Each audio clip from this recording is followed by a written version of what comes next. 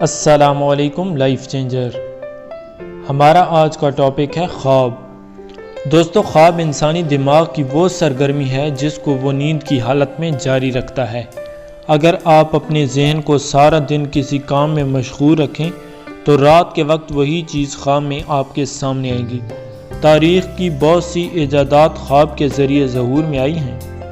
اس کی وجہ یہ تھی کہ موجد اپنی ایجاد میں اتنا مشغول ہوا کہ وہ سوتے میں بھی اسی کا خواب دیکھنے لگا۔ خواب دراصل کسی چیز میں کامل ذہنی وابستگی کا نتیجہ ہے۔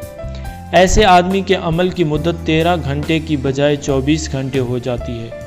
تو دوستو، یہی کسی مقصد میں کامیاب ہونے کا راز ہے۔ اس قسم کی گہری وابستگی کے بغیر کوئی بڑا کام نہیں کیا جا سکتا، نہ دنیا کا اور نہ ہی آخرت کا۔